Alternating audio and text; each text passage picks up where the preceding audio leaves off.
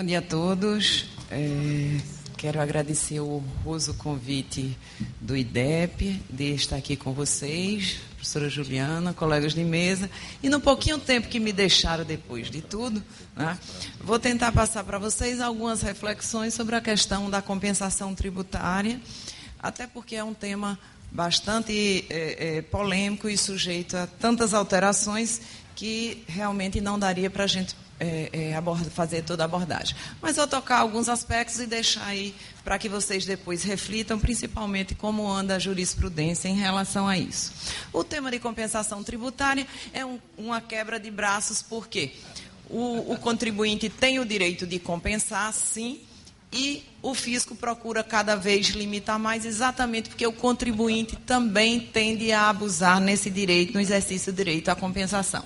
Temos todas aí uma gama de princípios, né, que encerram valores que a nossa sociedade quis exatamente consagrar na nossa Constituição para que eles fossem obedecidos, exatamente porque é essa base da relação tributária. Ou seja, o contribuinte deve pagar tributos, o Estado tem o direito de arrecadar, mas foram estabelecidos os limites em que essa relação tributária vai acontecer. Ou seja, a boa-fé, a confiança, a legalidade, tudo isso garante o interesse legítimo do contribuinte de ter o seu valor pago a maior ou o seu crédito reconhecido à lei, porque são várias espécies de direitos, de créditos que podem ser exercidos, mas o contribuinte também não pode exercer de forma abusiva. E é exatamente o respeito a esses princípios que, como bem colocou o professor Heleno Torres, eles levam a que seja respeitada a segurança jurídica. Muito bem, a compensação tem sim um fundamento constitucional. Há um direito do contribuinte e há um dever de devolução do fisco.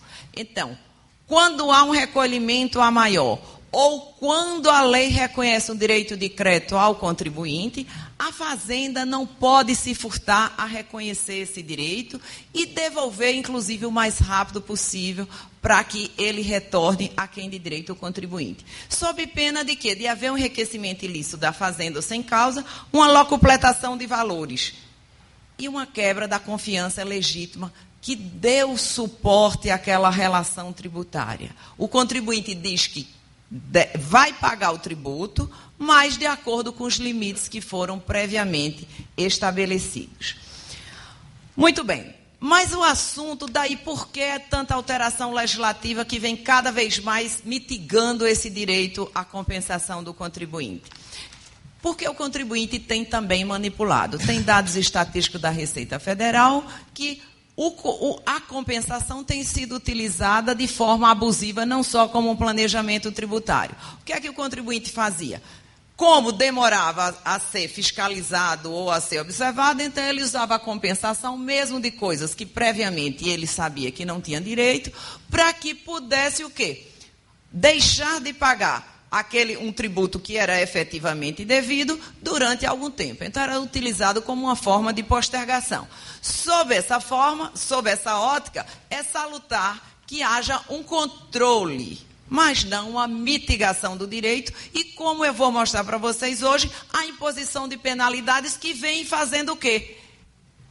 Totalmente violando o direito de petição do contribuinte. Hoje, o contribuinte entrar com um pedido de compensação é uma temeridade. Por quê? Porque pela imposição das multas que hoje a lei tem, e o que é pior, está consagrado em lei, o contribuinte se sente tolhido, porque basta ser indeferido um pedido de compensação, mesmo de uma coisa que a lei não veda que ele peça a compensação, ele vai ter uma imposição de multa. E, na maioria das vezes, multa agravada de 150%.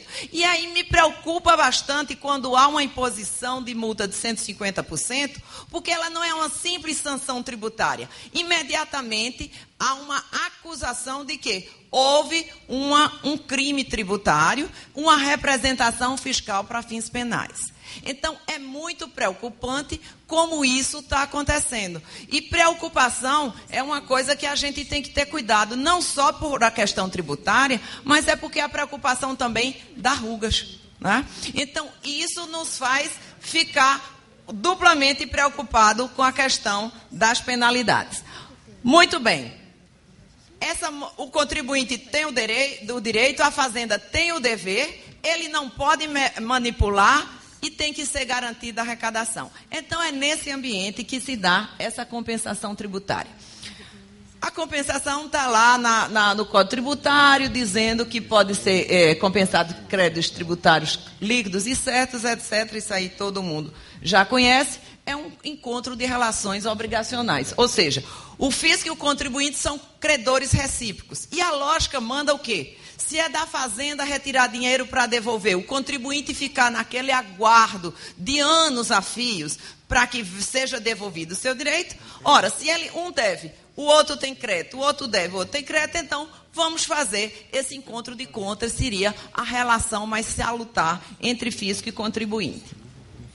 E tem aí um monte de leis que foram alterando a Lei 9.430. Exatamente o fisco, não no sentido de controlar apenas, que é salutar o controle, tem que ser exercido, mas no sentido de ir limitando cada vez mais e chegando hoje ao momento que nós estamos de total restrição do direito de petição. Ou seja, hoje, para eu peticionar, eu tenho que pensar duas vezes. Isso, inclusive, doutora Juliana, que com todo respeito, tadinha, hoje ela está ali só apanhando, né?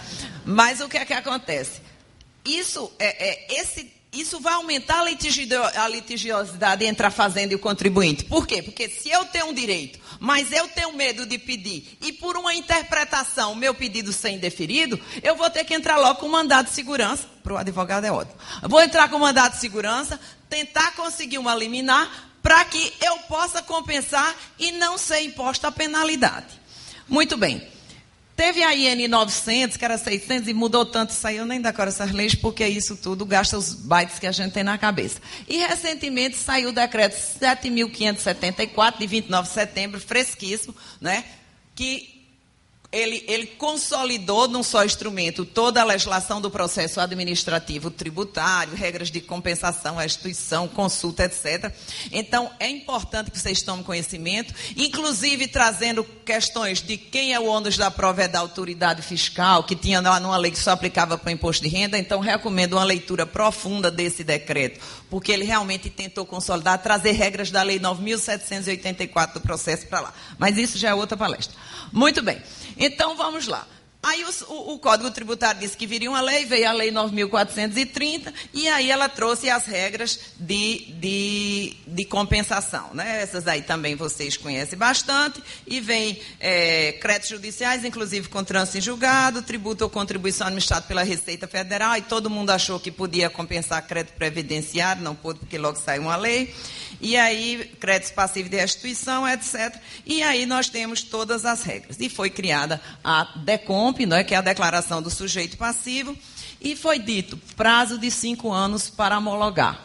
O efeito imediato da DECOMP é a extinção do crédito sob condição resolutória.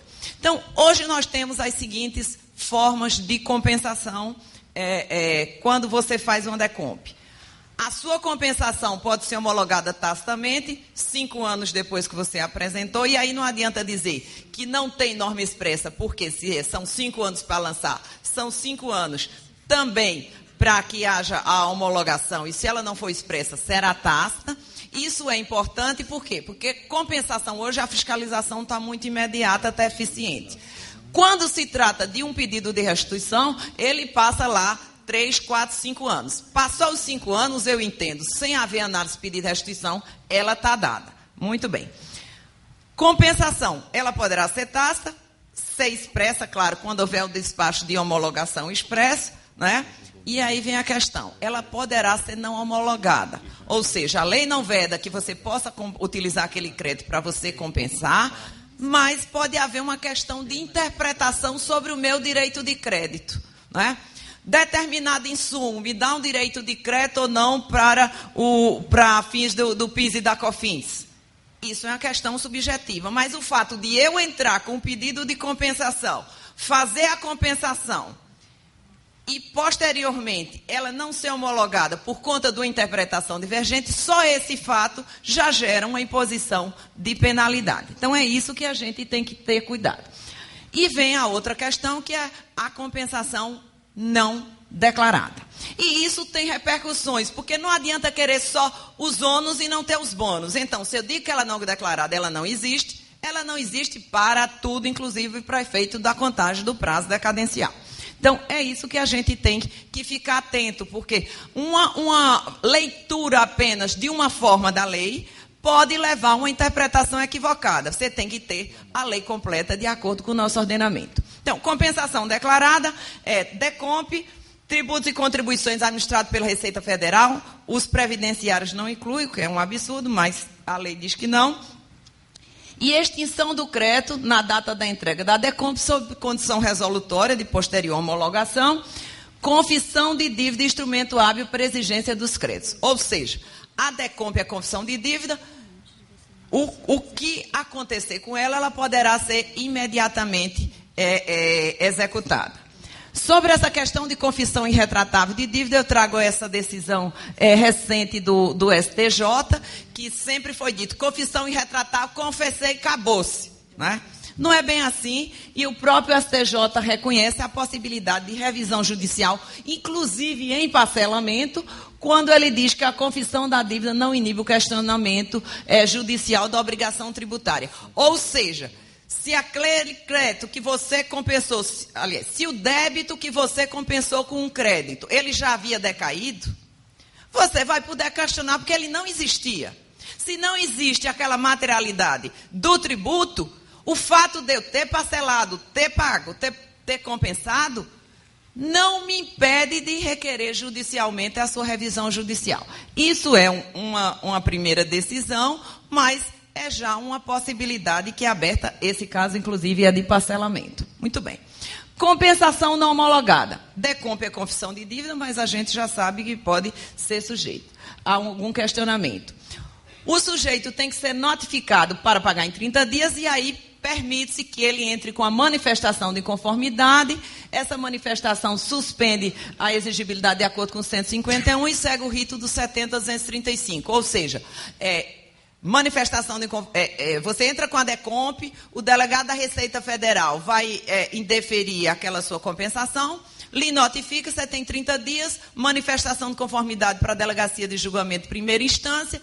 Caso você não seja vencedor, você vai para o DEI e para o CARF na segunda instância para discutir esse trâmite e essa negativa de compensação.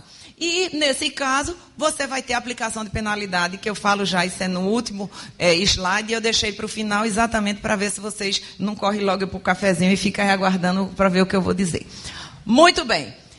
Nesse caso, permite-se que haja a inscrição imediata do débito no caso do contribuinte. Ou seja, a rigor, o tributo não precisa ser lançado, o próprio débito que já foi objeto da DECOMP vai poder ser executado.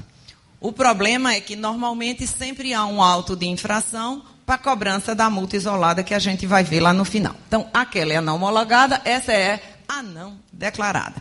A não declarada, a Lei 9.430, ela coloca expressamente quando veda. E aqui eu não vou discutir da justiça. A justiça, a lei é expressa dizendo que é vedada compensação. E aí elenca tudo isso e eu vou chamar atenção para essas aqui. A questão de crédito de terceiro, a lei veda expressamente que seja compensado de crédito terceiro. E o que é crédito de terceiro? Se eu adquiro um crédito de um processo judicial, entro no polo ativo da relação lá do processo civil, aquele crédito passa a ser meu. Ele, a rigor, não seria crédito de terceiro. Na prática, não é bem isso que acontece. Então, você realmente vai ter que pensar, antes de fazer esse tipo de compensação, de conseguir alguma decisão que diga, o crédito é seu mesmo, você vai poder fazer o que quiser com ele. Então, veja, crédito de terceiro, crédito de IPI, título público e crédito de decisão não transitada e julgada. E aí, o que é interessante, que a lei não diz que são condições cumulativas.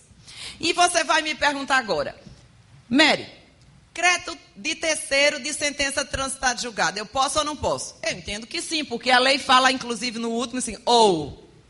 Ou seja, se você tiver um crédito de sentença transitada em julgado, ele não estaria vedado e aí não interessa de quem é. Então, se ele é transitado julgado e você conseguiu entrar no polo ativo, você poderia. Mas dou logo alerta, não façam de qualquer jeito. Por quê? Porque isso aí necessariamente vai ser caracterizado como falsidade e a multa vai ser agravada, que são as multas que a gente fala lá. Tá?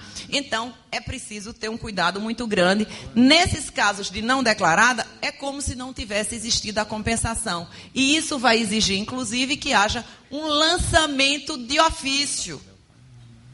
Por quê? Porque se foi não declarada, o prazo decadencial não parou de fluir, né? E aí o que é que acontece? Não existiu aquela decomp. O prazo vem lá do fato gerador, ela não vai poder ser executada porque ela não foi confissão de dívida. Então, é isso que precisa ter cuidado. Então, tem todas essas questões aqui que precisam ser analisadas no caso da não declarada. Se ela é não declarada para tudo. Não existiu a declaração e aí não teve efeito nenhum naqueles que a lei diz. Muito bem. Aqui eu estou trazendo um RESP que ele coloca que a DCTF, ela dispensa o fisco que constitui o crédito. Agora, atenção, a DECOMP não vai poder ser executada, mas se aquele débito for informado em DCTF, a DCTF, sim, é confissão de dívida, ela vai poder ser executada. Parece um pouco confuso e é mesmo, tá? Então, veja só.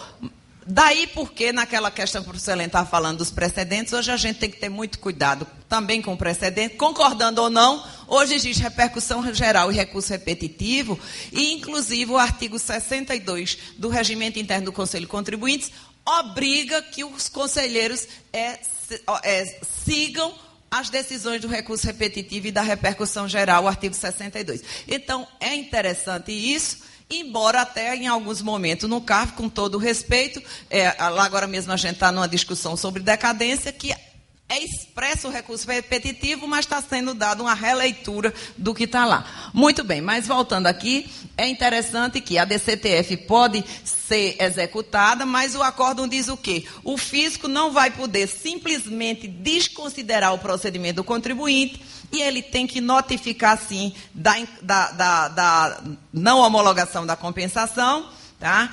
E ele não é devidamente constituído enquanto não finalizado o procedimento administrativo. Aqui eu estou trazendo alguns acordos com relação a crédito de terceiro e ele diz que é válido a compensação de crédito de terceiro quando a sentença, esse acordo do Conselho, quando a sentença reconhece o crédito em nome do terceiro, não pode, claro, a via administrativa contrariar. Já esse outro aqui diz exatamente o contrário, então você vê que não há uma uniformidade. Muito bem. A multa pela compensação, a gente tem a questão da retroatividade benigna, ou seja, como a multa, que era 75%, em algum caso que eu vou falar, passou para 50%, então, nesse caso, se foi lançado 75% e, posteriormente, foi reduzida para 50%, aplica, sim, a retroatividade benigna. Tem alguns casos que foram detectados no Conselho que foi erro de fato na DECOMP e não foi aceita a DECOMP, foi lavrado o auto de infração, o contribuinte se defendeu e aí foi considerado que um simples erro de fato não caracterizaria falsidade e o contribuinte poderia sim ter direito a compensar porque se tratava de um mero erro de informação da DECOMP e não alguma questão que ilegitimasse aquele crédito que estava sendo compensado.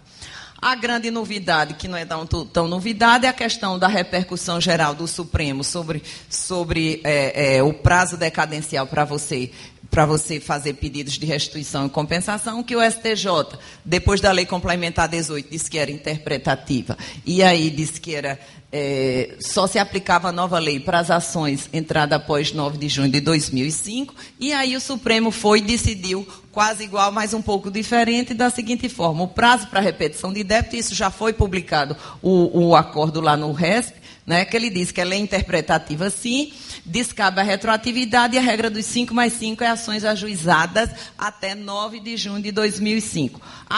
Ou seja, até 9 de junho de 2005 vai ser 10 anos, ou seja, quem entrou até lá, e aí eu nem vou discutir essa questão, e o fato gerador, então você vai ter uma desigualdade enorme, né? Quem entrou, eu tenho o mesmo caso de outra pessoa, mesmo fato gerador, mesmo período, ele entrou com a ação antes, vai ter direito. Eu entrei depois, não vou ter direito. E aí vem aquela velha discussão que não está definida, e quando se tratar de um tributo declarado inconstitucional, quem entrou vai ter direito, ou que não entrei não vou ter direito, a lei foi inconstitucional. Conclusão, todo mundo hoje desconfiou que uma lei é inconstitucional, entra na justiça. Tome mais litigiosidade, mais trabalho para a senhora e mais trabalho para a gente também, né? O que é um absurdo, se nós estamos querendo agilizar, ter um sistema eficiente, criar casos de litigiosidade é realmente questionável. Com relação à questão das sanções, nós temos aí, e é importante verificar o seguinte, quando se tratar de compensação não declarada, você tem, simplesmente porque fez a compensação e ela foi dito que não declarada, multa de 75%, se houver falsidade, 150%. Se você, por alguma forma, não respondeu às intimações ou não considerou que foi suficientemente, essa multa é agravada para 112 e 225. Essa daqui, a lei, são aqueles casos que a lei diz expressamente quando é vedado você compensar. Então, se você tem um crédito, sentença não transitada, julgado, crédito prêmio, etc., ou de terceiro, você, para utilizar, vai ter que entrar primeiro judicialmente sob pena de, além de não compensar, você ainda ter a imposição dessas penalidades. No caso da compensação não homologada, essa aqui é preocupante mesmo, veja só, compensação não homologada. Eu acho que, sei lá, energia, insumo na minha produção, apuro aquilo, entro com um crédito, posteriormente vem o fisco e diz, epa, peraí, esse crédito você não tem direito. Não vou homologar. Ora, não é vedado, eu podia entrar, questão de interpretação, mas só porque eu entrei já tem uma multa de 50%. Nem compenso, ainda vou ter a multa de 50% e o débito que estava informado vai ser imediatamente. E aí houve uma questão da lei, porque a multa agravada não ficou 100%, ficou 150%, igualzinha do outro caso que a lei vedava.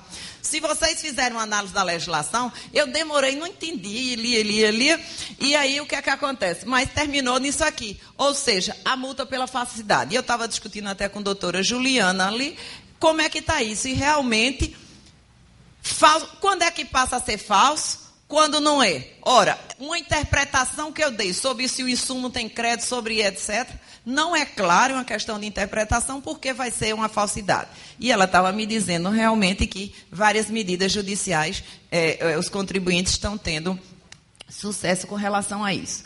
Veja, com relação a essa questão das penalidades do indeferimento, eu gostaria de refletir com vocês exatamente o quê? Ora, se eu tenho o direito de peticionar, se eu tenho o direito de ver o meu direito ser apreciado, só pelo fato de que eu entrei, eu já vou ser penalizado, eu entendo sim que nós estamos num Estado democrático de direito que consagra o direito de petição. Eu tenho o direito de querer que a administração, em qualquer caso, se manifeste dizendo se eu tenho direito ou não sobre aquilo que eu estou pedindo. Então, só o fato de eu entrar e se não conseguir já ter uma multa de 50%, isso é um impedimento ao meu exercício de direito de petição. Mas é o que está acontecendo na prática, não é? E isso realmente gera uma insegurança jurídica. E insegurança, eu digo que os homens têm mais problemas do que mulheres, né? Por quê? Porque as mulheres é mais fácil estarmos seguras, né? Basta botar um salto bem alto, um batom vermelho, um homem do nosso lado para nos dar segurança, estamos seguríssimas. Já o homem não tem esse privilégio. Muito bem. As penalidades, sim, violam o direito de petição, devido ao processo legal, ampla defesa e contraditório. Ora, eu, pelo fato, digamos que eu pedi um crédito, na minha interpretação eu tinha direito, a Fazenda acha que não. Tudo bem, ela negue. Mas, além de negar, ela me impõe a penalidade, e eu estava discutindo isso no café essa semana, e foi dito, não tem como não tirar, porque diz, se for uma compensação não homologada, a multa é devida, dispositivo expresso de lei, não tem o que fazer. Ou seja, se você acha que tem direito e a Fazenda acha que não, por um fato de interpretação, você não vai poder compensar, ela vai executar, e você ainda vai ter a penalidade. Realmente, isso aqui é bastante preocupante. E aí, fere razoabilidade e proporcionalidade. E eu estava discutindo com os colegas lá, e eles diziam, não tem nem como aplicar razoabilidade, porque ela diz, não foi homologada, penalidade de 50%. A única alento é pensar o seguinte, pelo menos eu vou discutir se houve falsidade ou não, porque a multa, ela no caso, não é 100%, ela é 150%, porque a multa de 100% é no caso se for ressarcimento. Ou seja, eu vou ter uma sanção do ilícito que eu não tive, não é? E ela é desproporcional ao dano. Na realidade, é uma sanção política para impedir que aqueles maus contribuintes que manipulam a compensação para não pagar tributo, eles entram com pedido de compensação. E isso você vai o quê? Você vai alcançar aquele bom contribuinte, porque, campeonato, doutor Gilão, a maioria é bom contribuinte. Tem aqueles que realmente não prestam. Mas a maioria é o contribuinte. Você não vai ver a grande empresa hoje, com ações em mercado, em bolsa, responsabilidade social corporativa, etc. Ela não pratica esse tipo de infração, não vai manipular. Ela pode até fazer planejamento lícito, doutor Luciano, não é? Mas ela não vai usar uma coisa grosseira de ter um crédito que não tem. Ou é erro mesmo do computador, do contador, da área de gestão fiscal. Às vezes, os colegas da Fazenda não entendem, é que realmente tem erros que acontecem e que são colocados lá, né? E sem nenhuma má-fé. Então, hoje tem que ter um cuidado muito maior quando vai se utilizar o crédito, exatamente porque só o fato de você entrar, você já pode ser penalizado. Obrigada a todos.